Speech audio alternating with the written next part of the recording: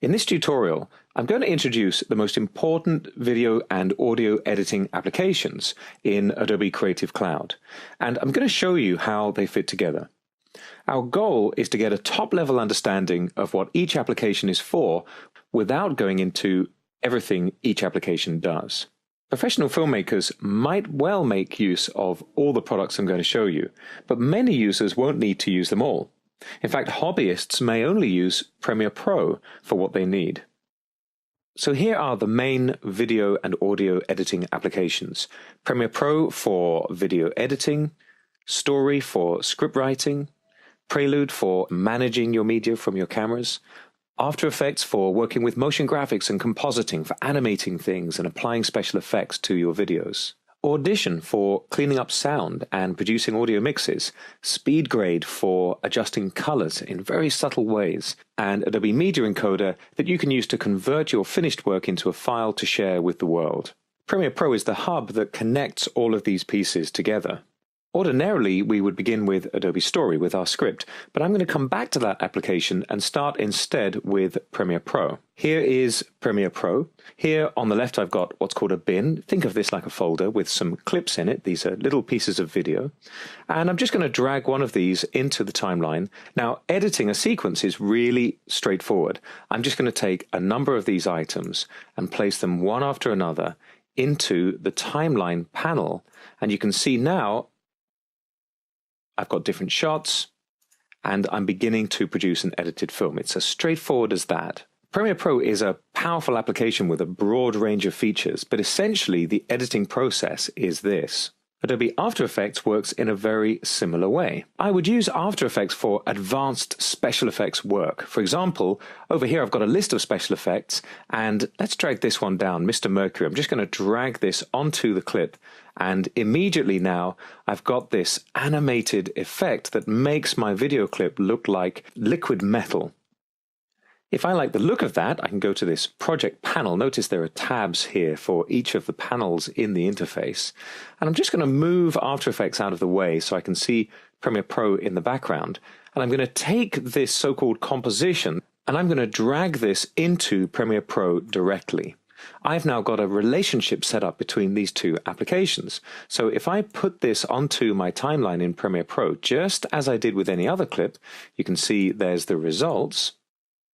I can now make changes in After Effects, and I'll see them in Premiere Pro. I'll show you what I mean. Here in After Effects, I'm just going to undo. I'm pressing Ctrl-Z or Command-Z on a Mac to remove that special effect.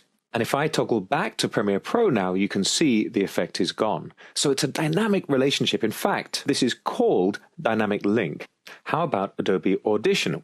Well, we've got a similar relationship with Premiere Pro for this application. I've got a sequence here called Noisy Interview, and if I play a little piece of this, you should be able to hear what I mean.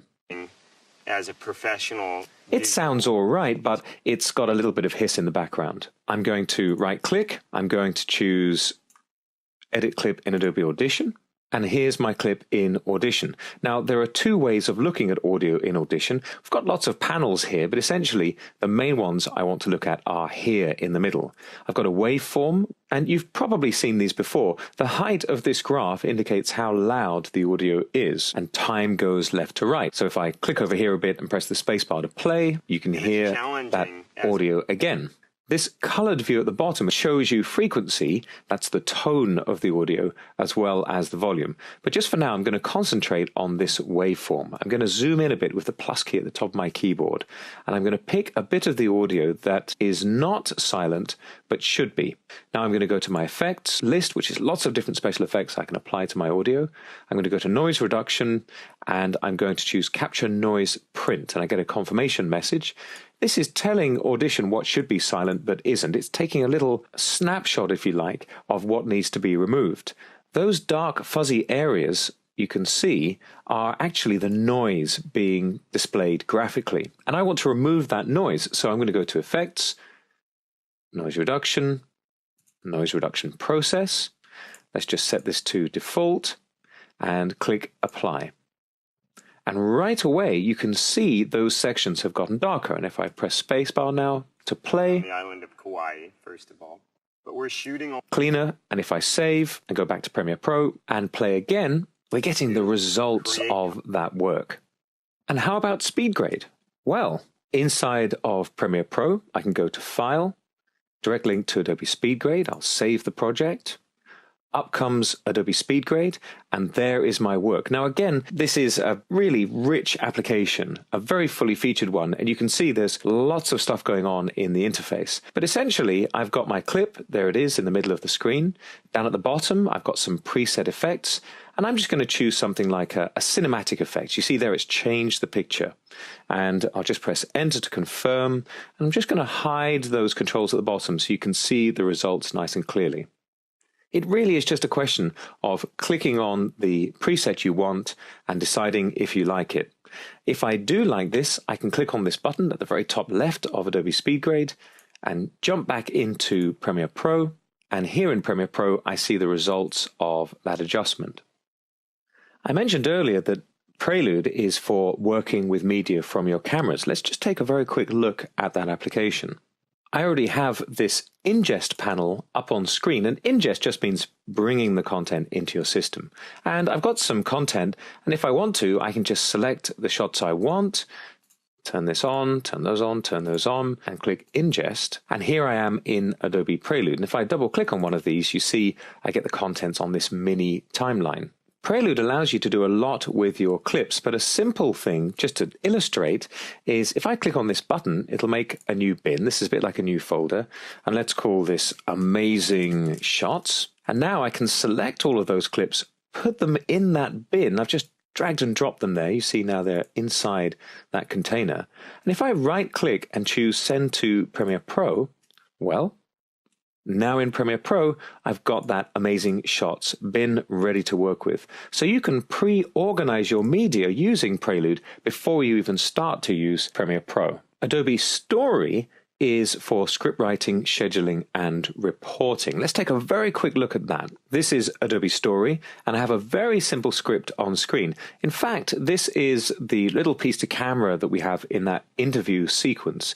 Adobe Story has powerful reporting functionality. You see here I can click on this reports button and I get a list of different reports that can be generated based on the script that I'm writing.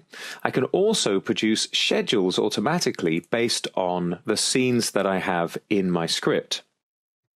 So that's a quick overview of the video and audio applications in Creative Cloud, Adobe Story for script writing and scheduling, Prelude for importing and adding metadata and even making basic edits, After Effects for motion graphics and compositing, Audition for audio editing and cleaning up your sound, Premiere Pro, of course, at the center of it all for video editing, Speed Grade for color correction and adjusting the appearance of your images, and the media encoder is for exporting your final work and creating a file. It actually exists as a standalone application as well, so it can work in the background while you get on with being creative. If you'd like to know more about these applications, check out the links on this page.